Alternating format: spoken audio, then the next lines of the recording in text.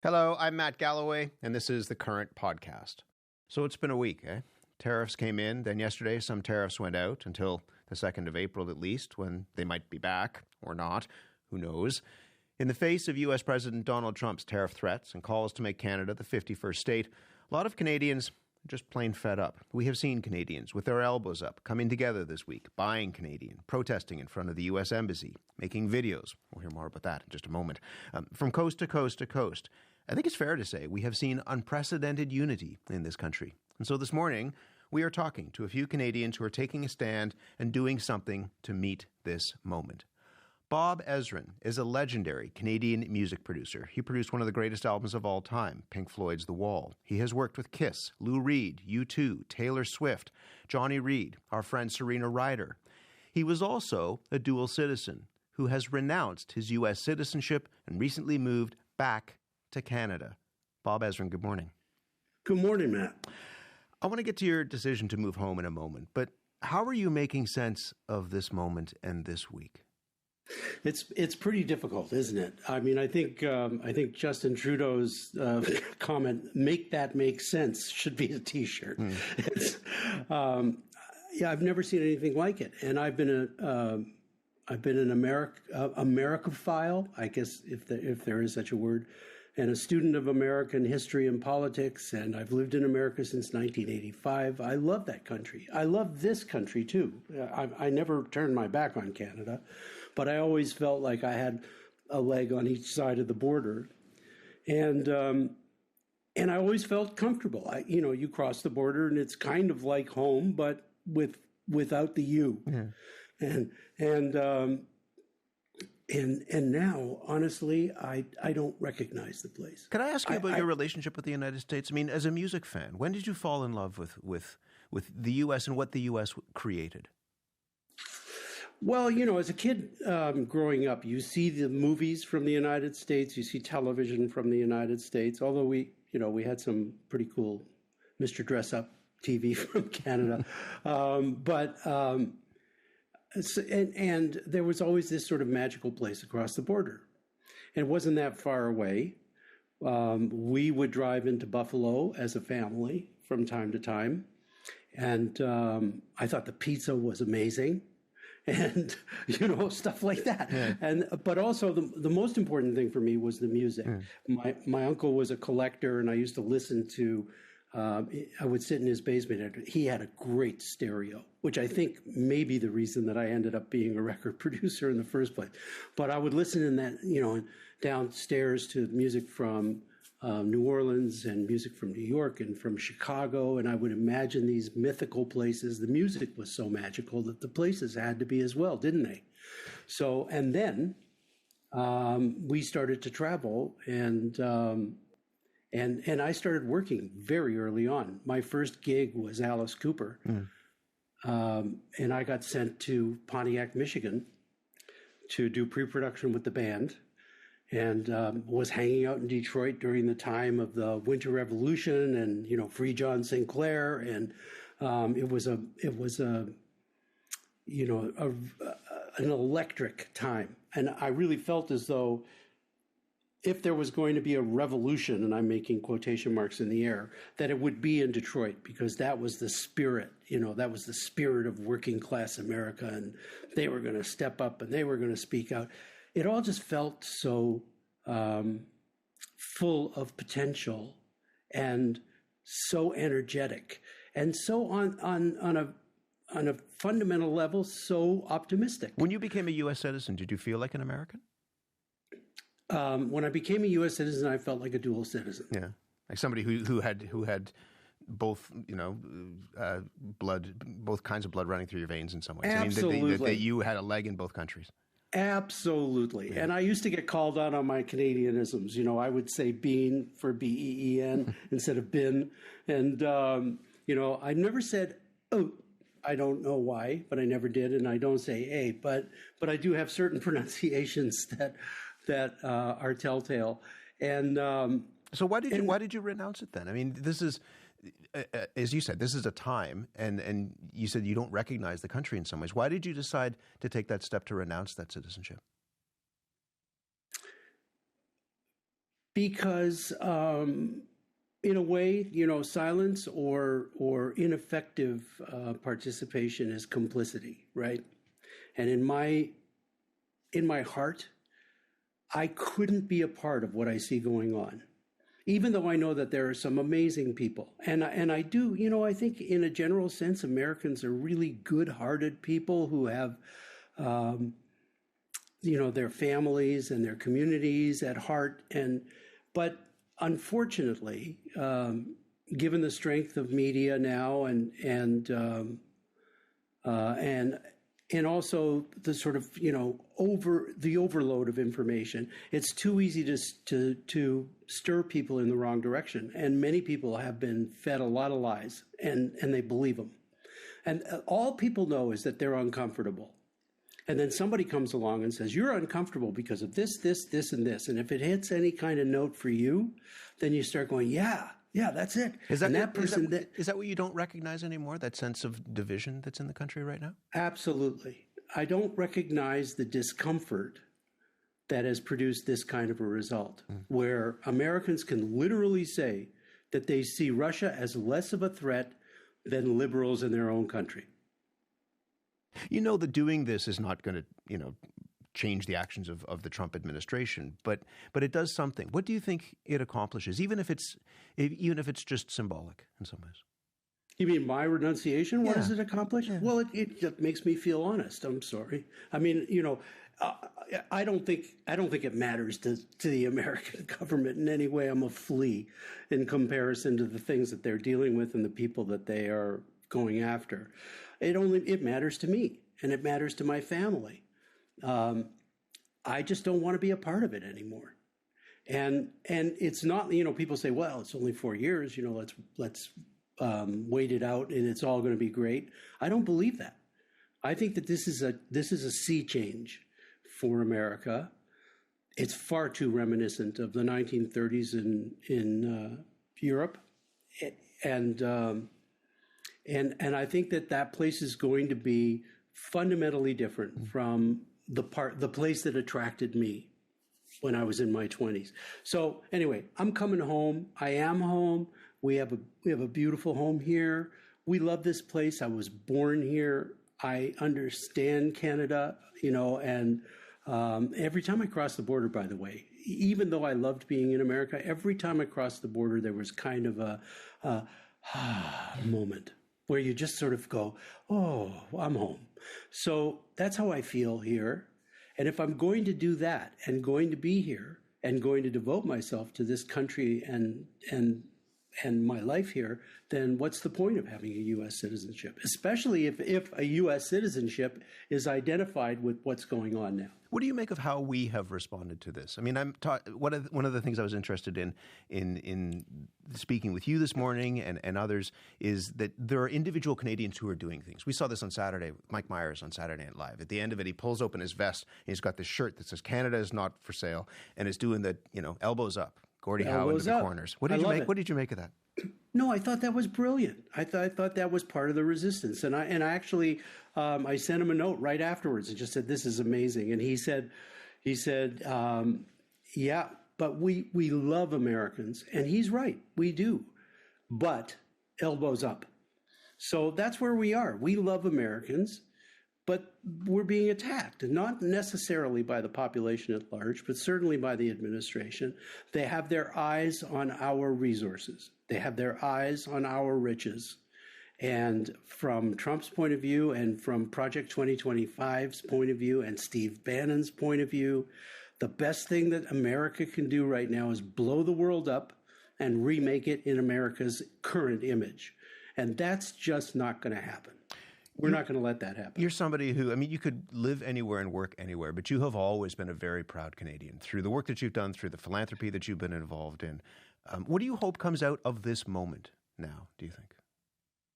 Well, I think the best thing is already becoming evident, which is that we're pulling together as a country. Do you think that lasts? Do you think that goes beyond what we're seeing right now? Well, I don't know, and that's a really good question, and that's the reason I'm doing this, Matt. That's the reason why I'm talking to as many people as I can, because I think that this has to last. This is not a threat that's going to go away in a week. These people, they covet what we have. And they're not going to be satisfied until either they break us or they come to a point where they realize it's too costly to them to try. So, and costly, I don't mean necessarily in dollars, and I don't mean necessarily in tariffs, but I do mean in terms of the level of resistance that will come from here to, American, I hate to say that, like I could never say this before, but American imperialism. So we have to stick together. And we have to commit ourselves to this and say, look, this is a danger. It's not a danger that's going to disappear in a week. It's not a danger that's going to go away at the midterms. If we're all sitting here holding our breath for a year and a half, it's not going to happen. I mean, they may take the House, but it doesn't matter. He's basically created a kingship there. He is creating an autocracy, and he's unpredictable. As my wife loves to say, he thrives on chaos. So, and that chaos is aimed at us right now. So what would you, I'll let you go, but what would your message be to other Canadians in this mode? After this week, what would you say to them and us? Okay, well, the first thing I would say is don't be overly reactive. I think that what we have to do is look inward right now. We have to look east and west and figure out ways that we can coexist together and help each other up, build each other up. So we have to be able to trade across the country without too many barriers. We have to normalize our economy as one country. And I think also we have to be prepared for a little bit of sacrifice, and we have to drop our differences right now. Forget that you're a liberal, forget you're a conservative, forget you're an NDPer or anything else. You're a Canadian.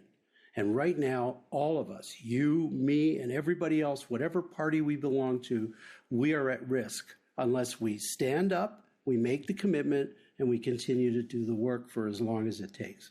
Bob, it's great to talk to you. Thank you very much. Thank you, Matt. Bob Ezrin, legendary Canadian music producer. He's worked with just about everybody, from, as we said, Serena Ryder and Taylor Swift to Pink Floyd. My next guest is planning a rally for this Sunday in Ottawa. It's called Elbows Up Canada. Peter Wall joins us now. Peter, good morning to you. Good morning, Matt. How do you make sense of this moment and this week in this country? Yeah, it's a good question. I mean, it's hard to make sense of, that's for sure. I think one way we can make sense of it is by talking about it and by coming together.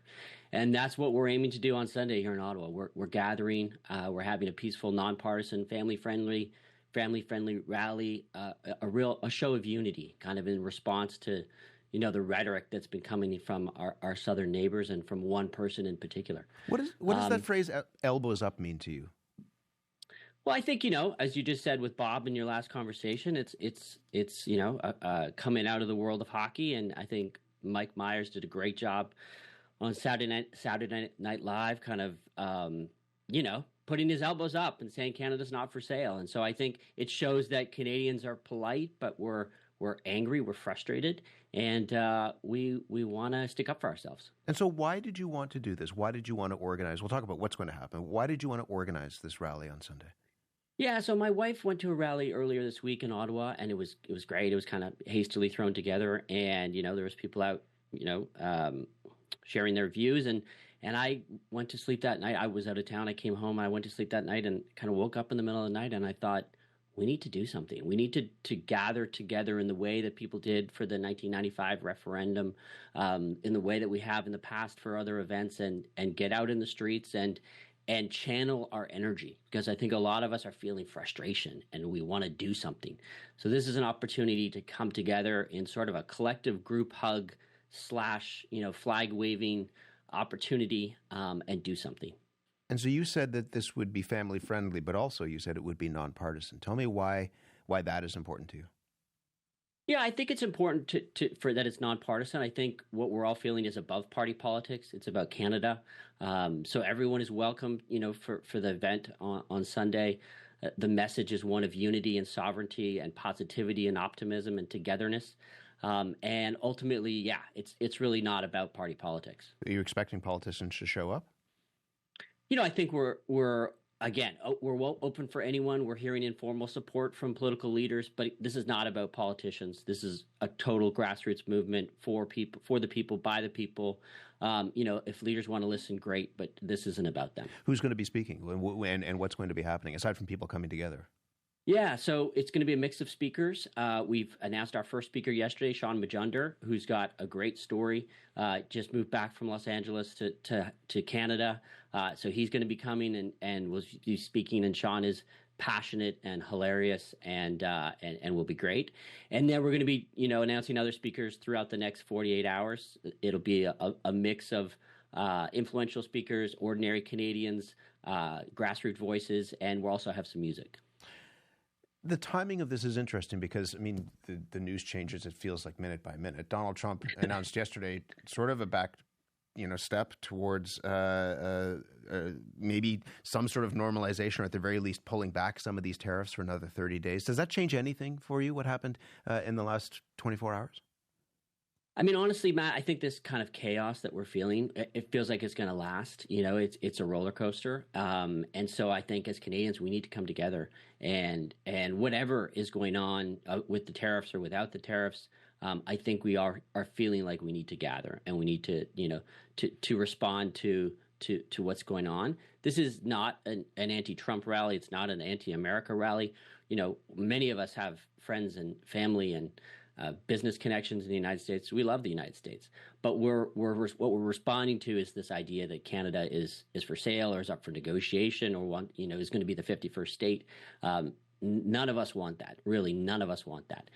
And so we need to get together and share that message. How do you think about the United States now? Because there are a lot of people who, to your point, may have ties, friends, family, what have you, but they also feel that it's not just the leadership. A lot of people in the United States voted for Donald Trump, and they're canceling trips. They are having hard conversations with folks on the other side of the border because it's bigger, they believe, than one man. How do you feel about the United States right now?